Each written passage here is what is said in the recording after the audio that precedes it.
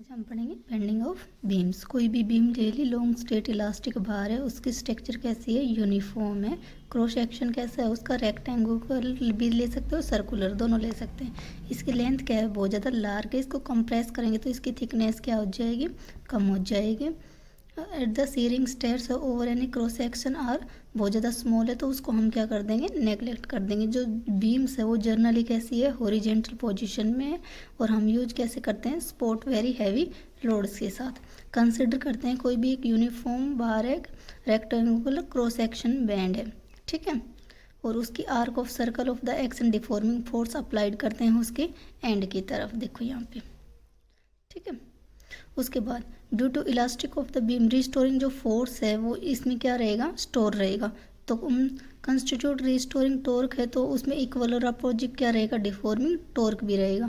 तो हम इसको डिवाइड करते हैं टू लेयर्स में, इसमें लॉन्गिट्यूडनल लेयर और फिलामेंट, ठीक है।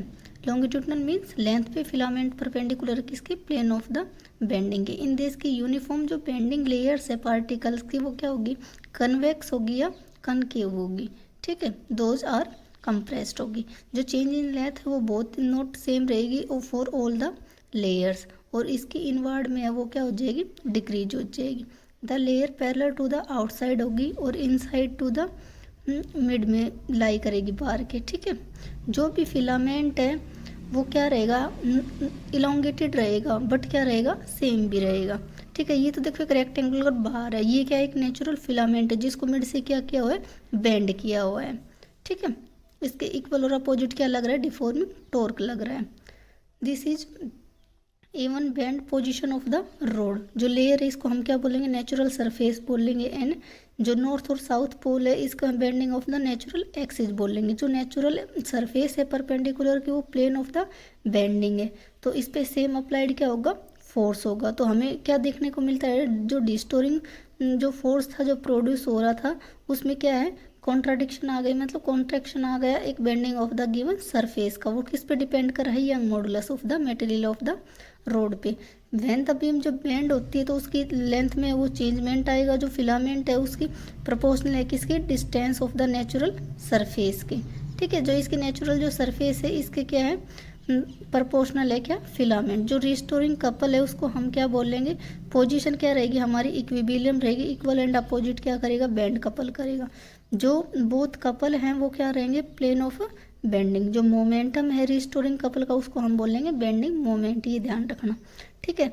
इसका एक्सप्रेशन निकालेंगे बेंडिंग मोमेंट का, तो हम स्मॉल पोर्शन कंसिडर करते हैं, P Q of the beam of the bend from the circular arc substance small angle D theta. देखो यहाँ पे नॉर्थ और साउथ, पी क्यू हमने कोई भी स्मॉल एलिमेंट कोई भी कंसिडर कर दिया जिसका एंगल कितना है, डी थीटा, ठीक है। और आर यहाँ पे क्या है, radius of the curvature of the natural axis north and south. Consider करते हैं कोई भी an element P1 Q1 at the distance from Z natural axis से। अनदर कोई कंसिडर कर लिया P1 और Q1। Bending of the original length इसकी फिलामेंट की कितनी है, देखो ओरिजिनल क्या था हमारे PQ, इसकी डिस्टेंस कितनी है R, और एंगल कितना बना रहे हैं, डी थीटा, तो R डी थीटा फिलामेंट की। एंड द बेंडिंग PQ हमारे पास क्या हो रहा है, इंक्रीज हो रहा है किसमें, P1 और Q1 में। तो हम इसको क्या लिखेंगे, P1 Q1, देखो ये R तो थी और किसमें स्मॉल कितना है, Z, R plus Z into D theta. Increase length of filament कैसे निकालेंगे, दोनों को सब्ट्रैक्ट कर देंगे, PQ को और P1 Q1 को। तो दोनों को P1 Q1 R plus Z theta minus PQ R D theta. तो हमारे पास क्या निकल के आया, Z D theta. Longitudinal strain कैसे निकालते हैं, change in length upon original length. तो चेंज इन लेंथ हमारे पास क्या है, P1 Q1 minus PQ upon PQ। तो हमारे पास जो वैल्यू रखेंगे दोनों की, तो हमारे पास क्या आएगा, जेड बाई आर। जो स्ट्रेन है वो प्रोपोर्शनल है किसके, distance from the natural axis के। फर्दर हम क्या देखते हैं, जो सीरिंग स्ट्रेस है वो चेंज नहीं हो रही, उसकी वॉल्यूम और लॉन्गिट्यूडनल जो एक्सटेंशन हो रहा है फिलामेंट में भी क्या है, प्योरली है। किसकी वजह से, फोर्स की वजह से। और फोर्स किसकी तरफ लग रहा है, लेंथ ऑफ द फिलामेंट के। अनदर हम कोई भी कंसिडर करते हैं कोई भी सेक्शन EFGH की, ये हमने EFGH कोई भी कंसिडर कर लिया जिसकी बीम है जो राइट एंगल में इसकी लेंथ और प्लेन ऑफ द बेंड हो रही है। जो फोर्स एक्टिंग कर रहा है फिलामेंट पे परपेंडिकुलर है किसके, सेक्शन के। जो हमारा EF है वो किसके इक्वल है, उसकी लेंथ कितनी है, बी है, और ब्रेथ ऑफ द बीम कितनी है, एफ जी हमारे पास कितना है, एफ और जी हमारे पास कितना है, यहाँ पे डी है। जो हमारी जो डेप्थ बोल दो, थिकनेस बोल दो, कुछ भी बोल, जो M1 और M2 हमारे पास है वो क्या है, देखो M1 और M2 हमारा डी ये रहा। M1 और M2 हमारे पास क्या है, नेचुरल सरफेस है या नेचुरल एक्सिस है, जो सेंटर ऑफ द मास भी बोल सकते हैं। ठीक है, तो हमें यहाँ से क्लियर पता चल रहा है जो फोर्स एक्सटेंशन जो यहाँ से प्रोड्यूस हो रहा है वो एक्ट कर रहा है M1 M2 ठीक है, GH, बट अपोजिट डायरेक्शन में। जो हमारे पास डेल ए है वो किसके इक्वल है, बी इंटू डी जेड के, area of the cross section of the filament के। जो हमारी बी यहाँ पे क्या है, ब्रेथ है, थिकनेस कितनी हमारी डी जेड है।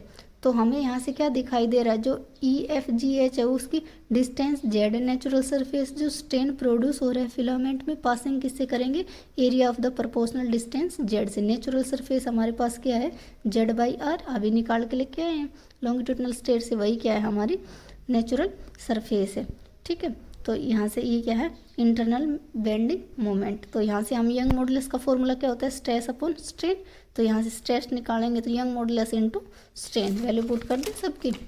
देखो जो स्ट्रेस है एरिया का वो क्या है, Y into Z by R, सबकी वैल्यू पुट कर दी। फोर्स ऑफ द एरिया हमारा क्या था, डेल ए, तो F del A into Y Z into upon R. Moment of the force about the line M1 और M2 ये क्या है हमारे perpendicular to the plane of bend के, एफ इंटू जेड, सबकी एफ की वैल्यू भी है और इंटू में जेड, वैल्यू पुट कर दी तो हमारे पास क्या है, Y by R del A Z square. ये कोई भी फोर्स है जो एक्ट कर रहा है लोअर हाफ और area of the opposite direction. तो हमें मोमेंटम दिखाई दे रहा है, M1 और M2 क्या है, सेम डायरेक्शन में है, अपर हाफ की साइड। तो मोमेंटम है वो कैसे रहेगा हमारे पास, फिलामेंट की तरफ। जो हम इसका बीम का निकालेंगे, इसका हम क्या करेंगे, स्मेशन निकालेंगे। तो स्मेशन के लिए, सबके लिए, होल के लिए ओवर के नहीं निकालते, तो हम स्मेशन लगा रहे हैं। तो यहाँ पे वाई बाई आर हमारा कॉन्स्टेंट, इसको बाहर रख देंगे, स्मेशन अंदर। जो भी स्पेशन हमने टेक किया है, रखा है, इसको हम बोलते हैं बेंडिंग मोमेंट, क्योंकि इक्वल और अपोजिट क्या है, इसमें एक्सटर्नल टॉर्क है। ठीक है, जो हमारा यहाँ पे summation del A Z square है, ये हमारे पास क्या है, मोमेंट ऑफ इनर्सिया, पहले पढ़ चुके हैं फर्स्ट सेमेस्टर में, मोमेंट ऑफ इनर्सिया। तो इसको मास को हम किससे रिप्लेस करते हैं, एरिया से, जिसको हम बोलते हैं ज्योमेट्रिकल मोमेंट ऑफ इनर्सिया। तो यहाँ पे हमने रख दिया जी, ये हमारा था। यहाँ पे हम क्या रखेंगे, डेल ए जेड स्क्वायर की जगह आई जी, ज्योमेट्रिकल मोमेंट ऑफ इनर्शिया, क्योंकि हमने मास को किससे रिप्लेस किया है, एरिया से। जो हमारे पास यहाँ पे जो वैल्यू थी, इसको हम ए लिख सकते हैं एरिया से, ए के स्क्वायर होल एरिया रेक्टेंगुलर किसका है, ई एफ जी एच का, के हमारे पास क्या है, रेडियस ऑफ गायरेशन, M1 और M2 हमारे पास यही एज इट इज है, जी by Y by R A के स्क्वायर। समझ आ गया, एरिया से रिप्लेस किया। जो क्वांटिटी है वाई ए के स्क्वायर की, उसको हम बोलते हैं फ्लेक्सिबल रिजिडिटी। क्या बोलते हैं, flexible rigidity of the beam. जो बेंडिंग मोमेंट है वो रिक्वायर्ड कर रहा है bend of beam into arc of unit radius. जो इक्विलिब्रियम कंडीशन है बेंडिंग मोमेंट की, वो हमें क्या देगी, shape of the cross section. तो वाई बाई आर ये एज इट इज, और ए के स्क्वायर हमें क्या दे रहा है, geometrical moment of inertia of the section. ये हमारे पास क्या है, वाई बाई आर, देखो फ्लेक्सिबल रिजिडिटी, और ये क्या है हमारे पास आर। जो रेक्टेंगुलर रोड है हमारे पास वो क्या है, equals to B into D, और के स्क्वायर की वैल्यू क्या थी, डी स्क्वायर बाई 12। तो बेंडिंग यहाँ पर सबकी वैल्यू पुट कर देंगे। ए की वैल्यू क्या है, बी इंटू डी, के की स्क्वायर की वैल्यू क्या है, डी स्क्वायर बाई 12।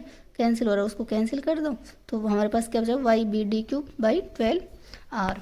तो हमारे पास जो सर्कुलर रोड है उसकी रेडियस कितनी है, ए के एरिया कितना है, पाई आर स्क्वायर, के स्क्वायर कितना है, आर स्क्वायर बाई 4। यहाँ पे वैल्यू पुट कर देंगे, पाई आर स्क्वायर बाई 4। तो हमारे पास क्या है, वाई पाई आर के 4 आर। तो हमें यहाँ से क्या देखने को मिलता है, जो यहाँ हमारे पास जो एक्सटर्नल जो भी टॉर्क वगैरह था बेंडिंग मोमेंट का, वो हमारे पास क्या है, external torque G Y by R I G, और आर हमारे पास क्या है, Y G by G, which is constant. जो बेंडिंग मोमेंट है वो हमेशा कैसे बेंड होगी, सर्कुलर आर्क में बेंड होगी। देखो सर्कुलर आर्क में बेंड हो रही है। ठीक है, तो इसकी लिमिटेशन है सिंपल थ्योरी ऑफ बेंडिंग की। फर्स्ट क्या क्या है इसकी अजम्पशन, जो स्ट्रेस है वो हमेशा प्रोपोर्शनल रहता है स्ट्रेन की, और जो यंग मॉडुलस है वो सेम वैल्यू एक्सटेंस करेगा और कंप्रेस भी करेगा। सेकंड पॉइंट क्या है इसकी, देखो ये स्ट्रेस प्रोपोर्शनल स्ट्रेन ये किसने दिया था, हुक्स लॉ ने भी बताया था। ठीक है, तो जो लेंथ ऑफ द बीम है वो क्या है, बहुत ही ज़्यादा लार्ज है कंपेयर टू इसके थिकनेस की। जो शियरिंग स्ट्रेस है वो हमें क्या देगा, क्रॉस सेक्शन एरिया देगा जो है बहुत ही स्मॉल है, जिसको हम क्या करते हैं, नेगलेक्ट भी कर सकते हैं।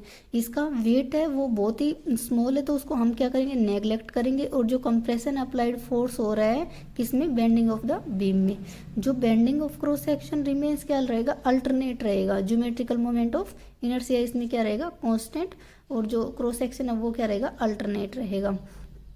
और जो कर्वेचर ऑफ बीम है 1/r स्मॉल है, तो इसको हम क्या लिखेंगे, 1/r d² y/dx², nearly approximate, इसको ऐसे लिखते हैं। ये था limitation of the simple theory of bending. आज हमने क्या पढ़ा है, bending theory of bending of the beams.